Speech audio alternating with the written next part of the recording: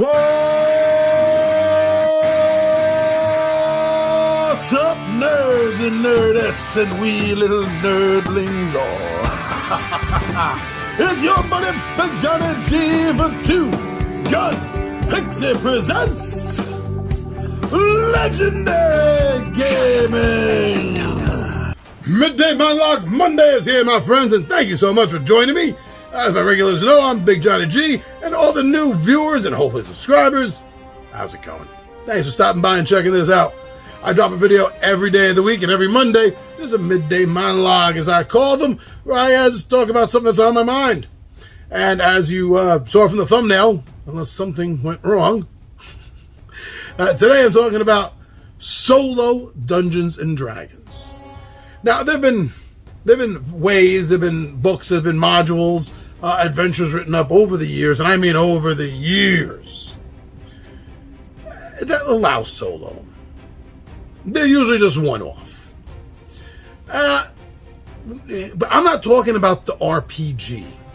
And you all know, my regulars anyway, how much I do love Dungeons and Dragons, the role-playing game. But what I'm talking about really is soloing a Dungeons and Dragons board game. So I'm also a huge fan of the board games. I have many of them. I can't say I have them all. It's not quite true, but I do have 3 full shelves dedicated just to it. So I'd say I know what I'm talking about here. Yeah, I do. And out of them, really, the 6, 7, if you want to count the expansion, and I barely do, the Dungeons and Dragons Cooperative Adventure System. And they have titles they came out with: the Castle Ravenloft, Wrath of Ar-Shadowlan, The Legend of Drizzt, Temple of Elemental Evil, and others. And these games are completely compatible with each other. I absolutely love them. I did a video on them already, actually. Or it's coming up in the lineup. I'm not sure where it's at. I think I already did it. Yeah. Whew. I've been putting out a lot lately. But yeah, so I'm not going to get into that game particularly. But that game, you can solo. The game runs itself. Even if you have, 4 or 5 friends, people all together at the table, it's going to run itself. But what else? I mean, out of the other games that I have, like Clue, the Dungeons and Dragons fantasy board game, Dungeon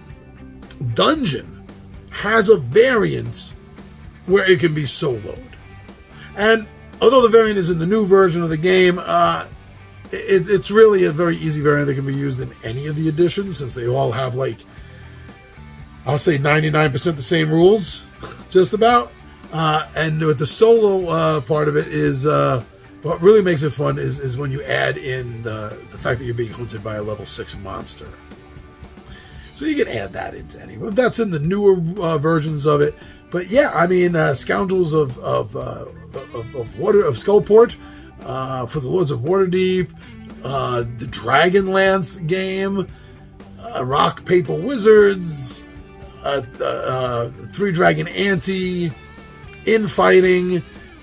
None of these board games that carry, and I'll say proudly, carry the Dungeons and Dragons title, name, logo, feeling. And almost none of them can be soloed? Okay. Well, maybe this has something to do with the fact that traditionally, although I mentioned at the top of the video that there has been over the years modules and articles and things written for soloing a D&D RPG, it's not a solo game.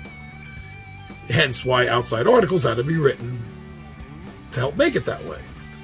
So maybe it's because the original Dungeons and Dragons isn't a solo game, that it's a side thought or not a thought at all for publishers who are making a D&D game. Even the versions of Dungeons and Dragons games that don't have a dungeon master, like Dragonlance or Dungeon.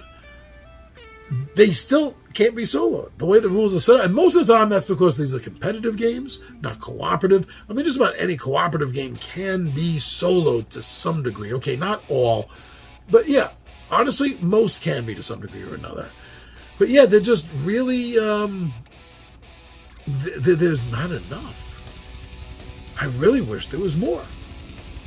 I mean, two things that come to my mind. And they come to mind in general for D&D board game, as well as I would want them to have some sort of solo option. And that's a good D&D dice game. I'm not talking Dice Masters. I go back and look at that from time to time, but it can't make the sell to me because it's a collectible dice game. And just like collectible card games, I'm over that whole concept. A non-collectible Dungeons and Dragons dice game that would have a solo option. I would love that. You know, and they keep coming out with more expansions of dice, you know, for different monsters or different module sets. Yeah! I would be all freaking over that. That would be on my completionist list of board games. You have a completionist list of board games? You know, we all love board games. I mean, I have a lot. I can't be a completionist over every single one of them, every single expansion that comes out for every single game. So you got to pick and choose your battles, right? That would be one I would pick. Oh, hells yeah. Same thing with a dedicated D&D card game. Now, this video is like 8-9 months ahead of schedule, so who knows what could have happened between the first week of September 24 and July 25 when this is supposed to drop. But they have come out with, like, Dice Conquest is a good dice card fantasy game. They came out with, I don't say just from my point of view, not from you watching this in July 25, but they did come out with a Pathfinder version of it. I would love something like that. Maybe that game or another one, but something that would be a good card game of Dungeons and Dragons that can be soloed. You know, I mean, an AI dice deck, an AI card deck to help run it, maybe. Again, if there was a solo optionable Dungeons and Dragons card-based game, adventure game, I'd be a completionist over that too. Why wouldn't I be? I love this stuff. Now there is an honest question. And I'm not going to get into it really for two reasons. One, I'm actually talking about that next episode. If these all get dropped in the proper order. This is going to be the third week of July. This will be the second week of July 25. And the next video will be the third week of July 25. And that's the AI question. I'm not going to deal with the AI question right now because I'm dealing with that next week. And also, let's be honest, I'm almost a year ahead of schedule with the video that you're watching right now. Who knows what could have changed? At the time of this filming, Wizards of the Coast just recently dropped something about that they're going all AI for 25, or mostly AI, or embracing AI 25, something like that. I stay away from the D&D Doomsayer YouTube channels, but I see the thumbnails. I've been following it to a small degree. Yeah, they're going all AI, but you know what? I'm going to deal with that. I'm going to deal with that next week, and we'll see how accurate it is in almost a year, right?